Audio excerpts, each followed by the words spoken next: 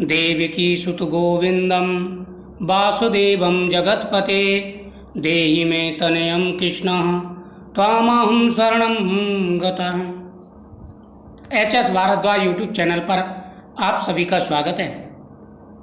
आज मैं आपको पितृपक्ष की अश्विनी मास के कृष्ण पक्ष की इंद्रा एकादशी की कथा सुनाने वाला हूँ। जिनके ऊपर पितृदोष है, जिनकी मनोकामना पूरी नहीं हो पा रही है, अनेक प्रकार की अड़चनें जीवन में आ रही हैं, तो उनको यह व्रत अवश्य करना चाहिए, कथा का श्रवण करना चाहिए और इस कथा के महत्व को पितरों के लिए समर्पित करना चाहिए।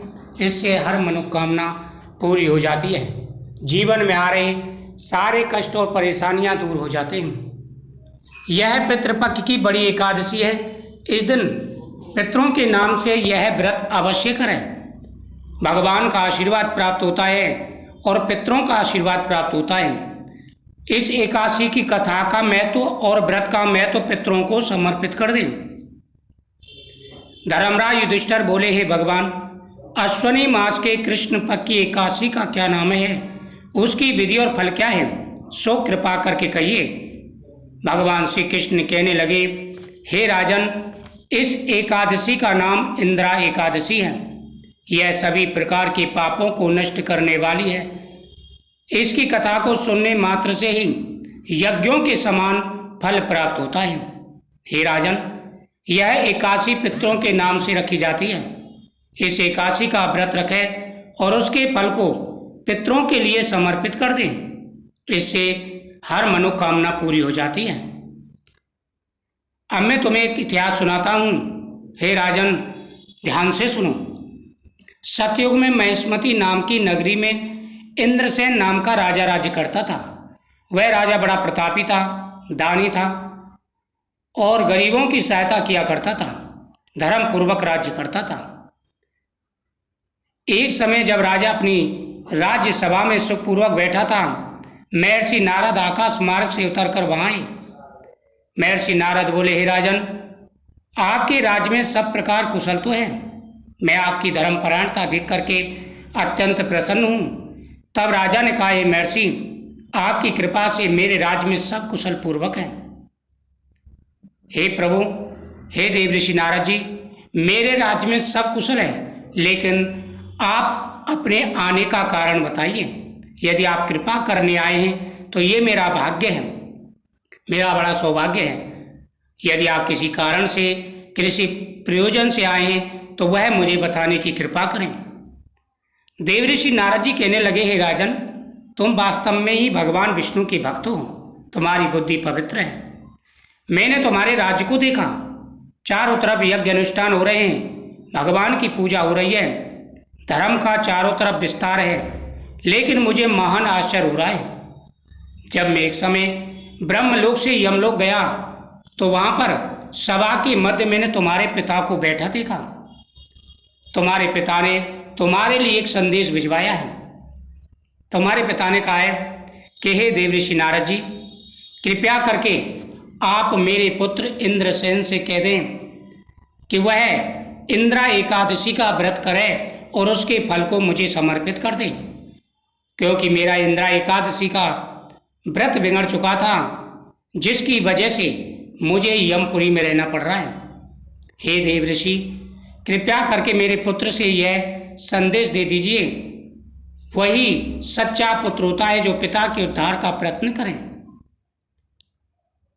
तुम्हारे पिता ने यह संदेश भेजा है, इसलिए मैं यहाँ पर आया हूँ। यह सुनकर के इंद्रसेन हाथ जोड़कर के देव ऋषि नारद से कहने लगा कि हे देव ऋषि, कृपा करके मुझे इसकी विधि बताइए। जिस प्रकार मेरे पिता ने कहा है, मैं अवश्य इस व्रत को करूँगा। उस पुत्र को धिक्कार है जो पिता के कहने पर भी जो उनके उद्धार का प्रयत्न न करें। देव ऋषि नारद जी कहने लगे, हे राजन, मैं तुम्हें विधि बताता हूँ। इस विधि से आपको यह व्रत अवश्य करना चाहिए। यदि पूरे नियम के साथ में व्रत करोगे तो तुम्हारे पिता का उद्धार होगा। अश्विनी मास के कृष्ण पक्ष की दशमी के दिन प्रातःकाल श्रद्धा सहित स्नान करना चाहिए।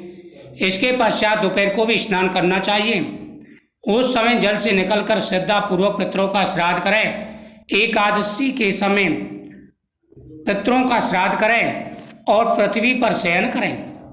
एकादशी के दिन प्रातःकाल दातुन करें, स्नान करें।